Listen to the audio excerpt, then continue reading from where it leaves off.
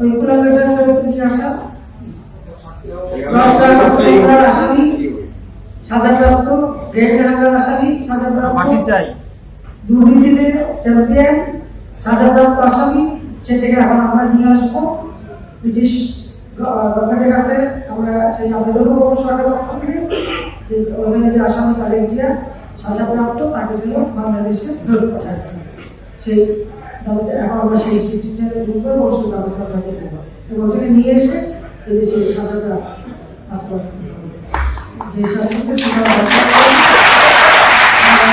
সেটা এদেশের মানুষ অন্তত অগ্নিসন্ত্রাস, জঙ্গিবাস, সন্ত্রাসী যে সমস্ত কর্মকাণ্ড ঘটিয়েছে এখানে, সে 28 অক্টোবর 2023 2013 বিভিন্ন সময় সেগুলির হাত থেকে মানুষ মুক্তি পাবে, অগ্নিসন্ত্রাসের হাত থেকে মুক্তি পাবে, দুর্নীতির হাত থেকে মুক্তি পাবে।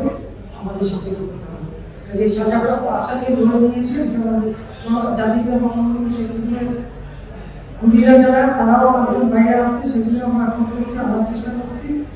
আর সেই সাথে সহ আরও যারা সাজাপ্রাপ্ত আসে তাদেরকে দেশে ফিরিয়ে দিয়েছে, তাদের শাস্তিটা কায়েম করা এবং দেশের মানুষের শান্তি, নিরাপত্তা নিশ্চিত করা, অর্থনৈতিক মুক্তি এবং অগ্রগতি অব্যাহত রাখা, এটাই আমাদের লক্ষ্য। আর সেই লক্ষ্য নিয়ে এখন আমাদের কাজ করতে হবে। তো সবাইকে ধন্যবাদ জানাই গণভবনে আসার জন্য এবং সবাই ভালো থাকে, সুস্থ থাকে। আবার যখন করতে পারা দেখা হবে।